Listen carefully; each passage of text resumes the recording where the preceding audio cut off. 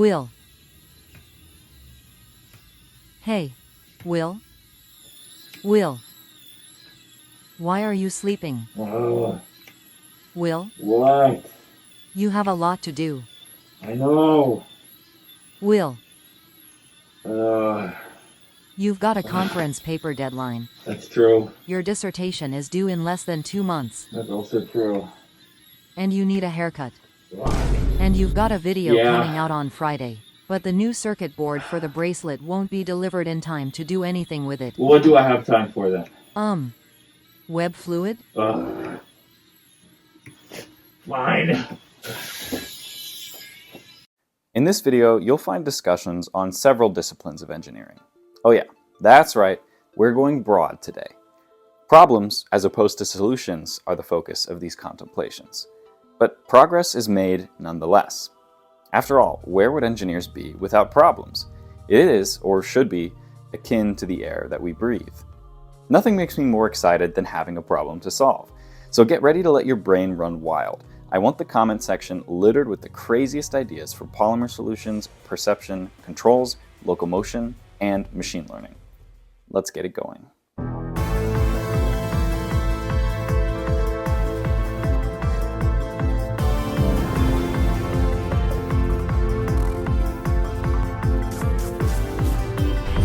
How about that Charlotte, huh? She took that fall like a champ. This is to be expected, as I've already demonstrated the insane amount of energy thermoplastic polyurethane can absorb, and this is the material within Charlotte's legs. I think we're going to have to do some terrain trials to see how agile Charlotte really is. But before we get to that, like I said, one of the only things I'll have time for this week is making the so-called web fluid for this device here, my bracelet. And we know on this channel we have a long tradition of making this web fluid, and I'm excited to put it into this device just to see how well it does. So there's a few different ingredients we have to use for this fluid. First of all, one of the main ingredients is acrylic polymer. You may think this would take up a lot of the volume fraction of this fluid, but it actually takes up only about 6%, the polymethyl methacrylate. That'll just end up being around 2 grams of plastic for around 30 milliliters. Then, to make sure it all stays liquid, we have our solvent, which in this case is isopropyl alcohol. We have our surfactant, which reduces the surface tension of the fluid and allows bubbles to form. This is polysorbate 80. This takes an equal percentage as the alcohol does in the fluid. And finally, we have our propellant, which is R134A or tetrafluoroethane. This also acts a little bit as a solvent, but it mainly just acts as a propellant to shoot the fluid out of the device with a pressure of 90 psi. The main important thing here is that all of these are miscible. They mix really well together. If you want to add any other ingredients, it becomes really difficult if it messes with the miscibility of this mixture. So I've been using this formula for a long time now, and if you want to see a more in-depth analysis of it, you can check out my old videos on quote-unquote web shooter science. That will certainly shed some light, and it might inspire you to come up with your own recipe. So I like to mix these in these little soda bottle preforms here. You can actually buy these. These are what soda bottles look like before they heat them up and inflate them into the mold that we see in the stores.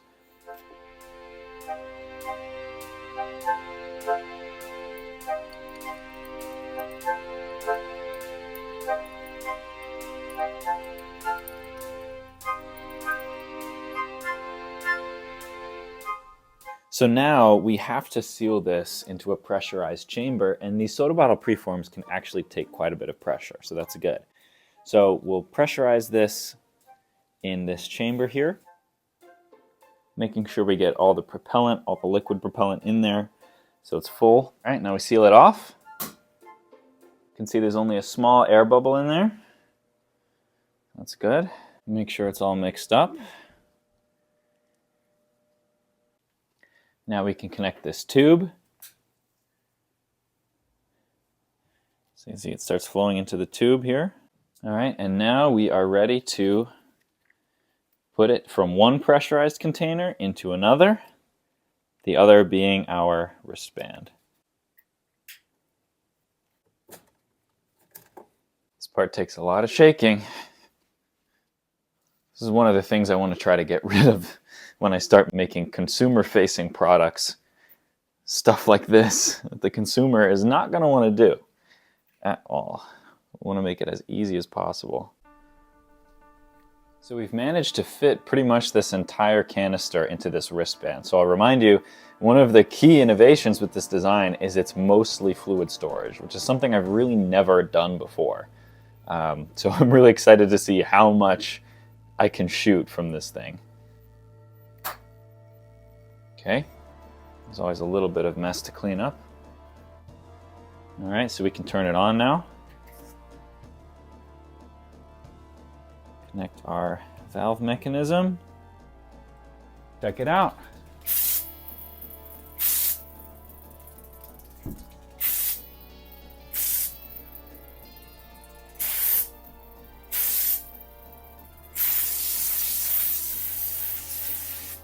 Woo! I think I kind of eyeballed the proportions, but got quite a bit there.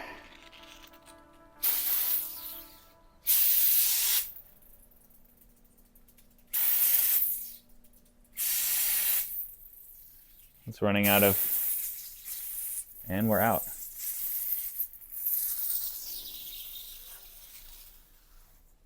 Well, we are once again shooting web with this thing. So in the last video, I showcased this circuit board here, which is a pretty versatile device because I was able to use it for both Charlotte, my 8-legged robot, and my Spracelet. And here on Charlotte, we've got the temporary version where we've got the modules like this microcontroller on these female header pins here, but in the Spracelet, I actually soldered these directly to the board. And this board is super useful for many projects that I'll make because it has space for a microcontroller, a regulator, and an H-bridge all in one. And they're all connected already so that all of these projects will function properly with much less work for me. And these circuit boards were manufactured by the sponsor of this video, PCBWay. PCBWay is a fantastic solution for PCB manufacturing and even 3D printing and machining. But as we saw last week, this board allows Charlotte to walk. But it actually has more functionality that I did not showcase yet that will give Charlotte the gift of perception, which is the ability to understand her environment. This is an inertial measurement unit, or IMU. It contains an accelerometer that's used for measuring linear acceleration and a gyroscope, which is used for measuring rotational velocity. I'm going to solder these header pins to this accelerometer, and we will see that it actually fits this circuit board quite well.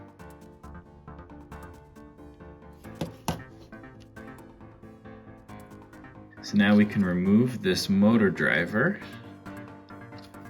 and instead put our accelerometer, and voila.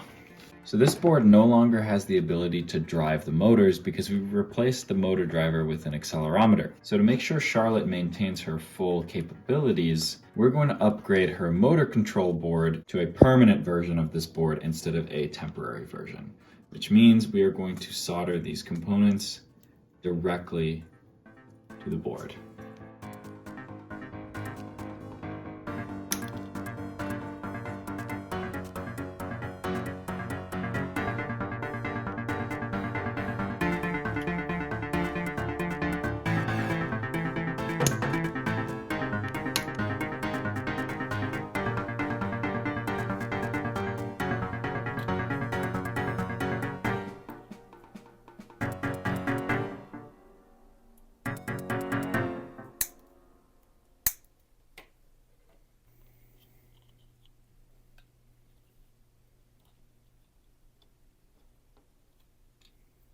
Alright, so now we've finished adding the lower profile permanent board for the motor controller for Charlotte, and we can see if it still has the same functionality after permanently soldering everything together.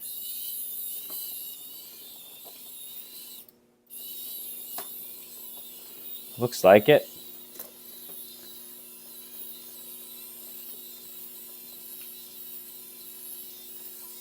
Now the interesting thing with Charlotte here is you can see as she's walking, she's kind of wobbling back and forth and doing all sorts of, up and down motions, back and forth motions. You can also see that her legs sometimes, so you see these front two legs, right now they're in phase. So if I let her walk for a little bit, you can see now those front two legs are now out of phase. And That's because, you know, the two motors that are driving each side of Charlotte, they're not coupled together in any way. They're completely independent. The only thing that they have is they're being given the same voltage. And all sorts of external factors means that the voltage applied to these motors, even though it should be the same, they don't have the same speed. And so one of the things I want to try to do with this accelerometer is create essentially a control policy. And a control policy basically just means, you know, whatever we get from this accelerometer will inform the relative speeds of the two motors. Now, I don't know exactly what that policy is going to look like yet, but having a sensor like this accelerometer is a key ingredient to constructing a more intelligent robot. So now we can see we have the full accelerometer board version on top. We have another QT Pi here, another microcontroller. We have another voltage regulator, and we have, of course, our accelerometer. And we have this now connected to the same power in parallel with the other board. Now, the missing ingredient here is how these two boards are going to be able to communicate with each other. And there's another feature that this PCB has as well, which is that we have access to the TX and RX pins for UART communication, essentially serial communication.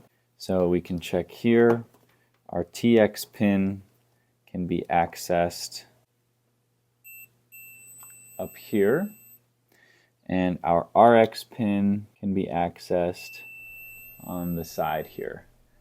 So essentially RX is receiving, TX is transmitting. So we just need to connect the TX from this board to the RX from this board and vice versa. After that, the last thing we'll have to do is just add something to hold this in place so it's not flopping around. I've been doing a great job so far with my bi-weekly Friday 5 p.m. schedule, which is tricky since I'm actively working on my PhD. For more frequent updates, follow my Instagram at the.amazing.labs. In case you missed it, you should check out Charlotte's early development and the pure fear I experienced when I dropped 30 feet over concrete, with only my rappelling invention keeping me alive. If you want to help me continue innovating within all of these avenues, support me with just $1 per month at patreon.com/theamazing. Or I accept one-time donations via PayPal at the email draglinedynamics@gmail.com. You can also book an inexpensive tech consultation or tutoring session at my company's website, dragline.tech. And remember, all you have to do to support the channel is subscribe. Now, back to the video. All right, so we have uploaded Charlotte's new code here on both boards, both the accelerometer board and the motor control board. So we're going to connect the batteries. There we go. Okay, so that means that the accelerometer has connected properly, and you can see the accelerometer is powered on. So I've essentially written a code where the mode, either forward, reverse, left turning, right turning, that will respond to external accelerations applied to Charlotte. This isn't the eventual policy, but this is just to make sure that both the accelerometer and the serial transmission is working between the two boards. We'll know that the accelerometer is working if the lights on top change when I apply accelerations to Charlotte's body. We'll know that the serial transmission is working if the two lights match color. So let's see here. Okay, so we've got lights changing as a response to acceleration, but not matching the light on the motor control board. Yeah, tilting also affects the acceleration, of course. So the accelerometer seems to be working, but for some reason the serial transmission doesn't appear to be working. And it's really late right now. So I'm going to go to bed and we're going to figure out why this is happening in the morning.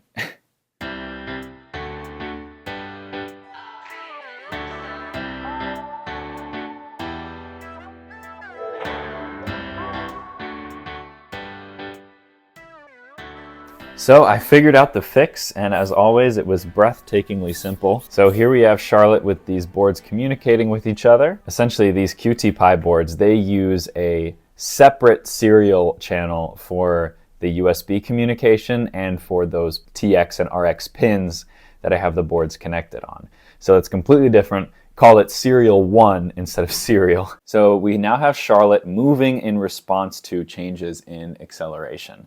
So you can see here she's upside down, so she doesn't want to move. But if we turn her right side up, now she's moving. You can see the LEDs on the two boards are matching up. Let me get that coupling piece. All right, now we have these boards mounted nicely, one on top of each other. So she's moving now, but if she were to flip over, she stops moving. And so that's a response from the accelerometer.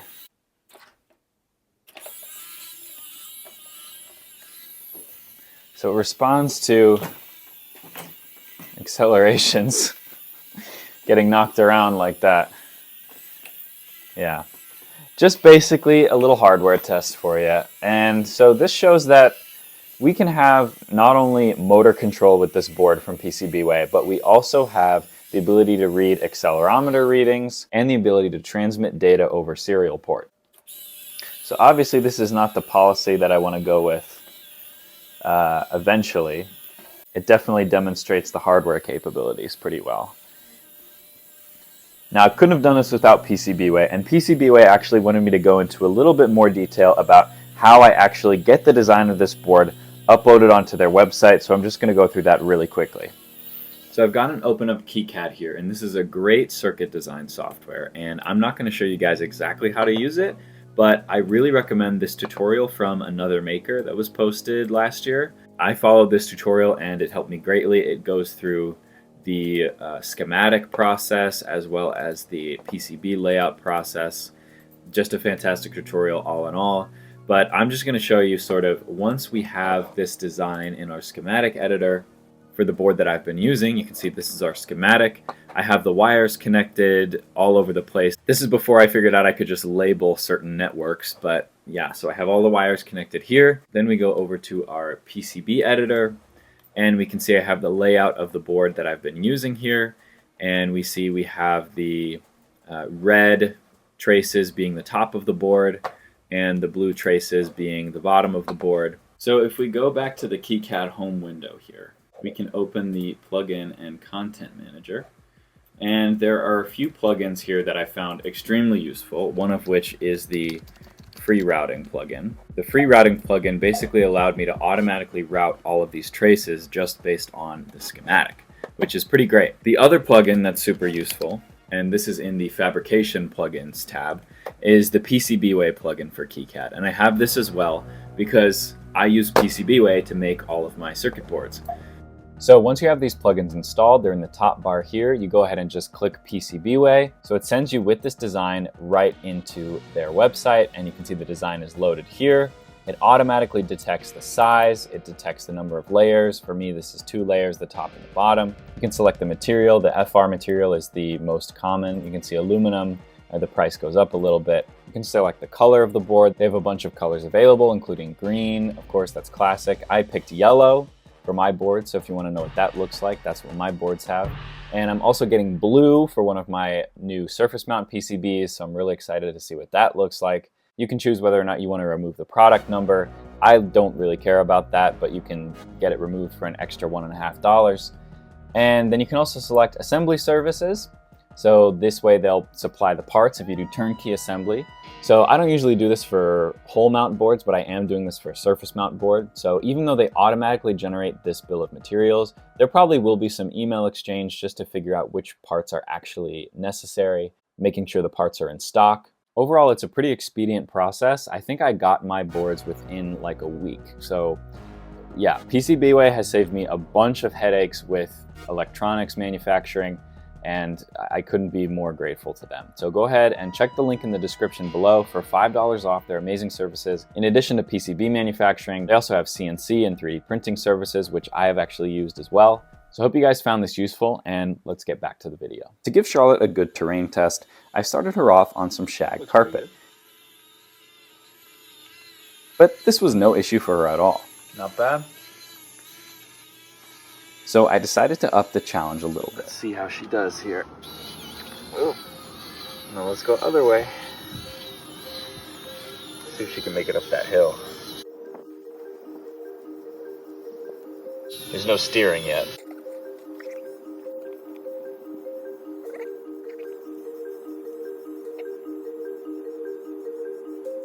Oh. That's kind of a ditch.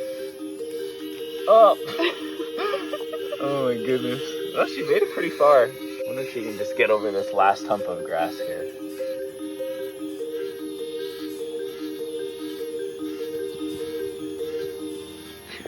It's kind of difficult. There she goes.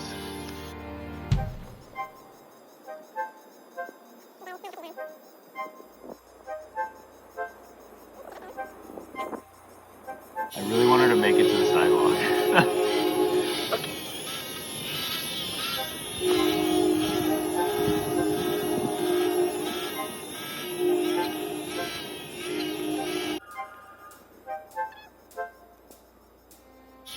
Yes!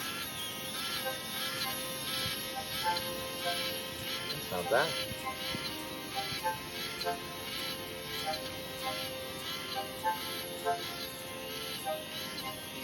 Okay, this is a big step here. Oh my goodness! She actually did it.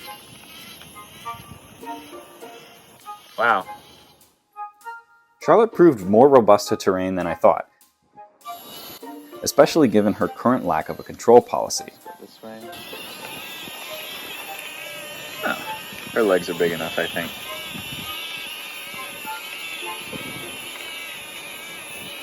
They're actually kind of helping her get some grip. Nice. I'm not sure what her upward hill limit is. So, okay.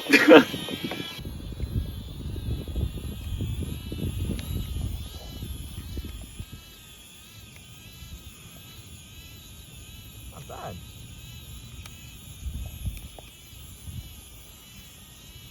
Though some obstacles were just too great for young Charlotte. Okay, we're gonna try gap traversal.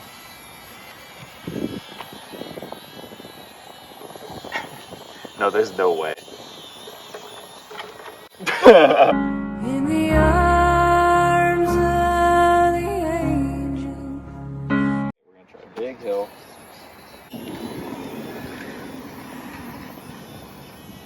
I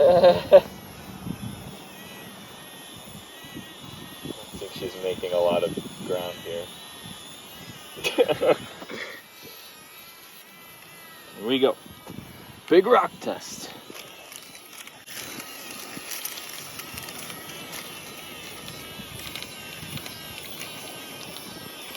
She's doing alright. Yeah, she's making her way. It doesn't matter that, like, sometimes her legs go into holes. Come on. Charlotte, no, you can't walk on water yet. That's coming. Now for the water test. I have a new toy I'd like to show you guys.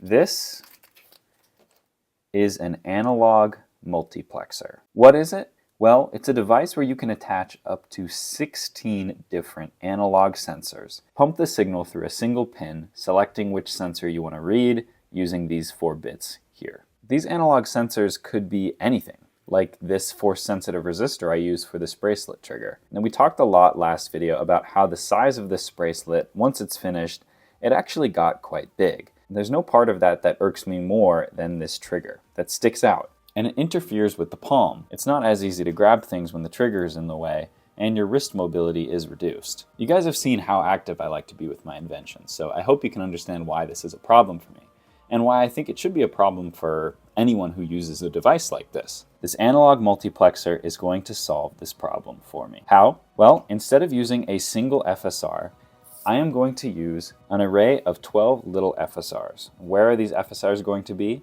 Well, they're going to be right here, under the wrist, spaced around the circumference of the wrist so that the palm is completely uninhibited. Now, if you've been following my channel, you know I've had this idea for a long time.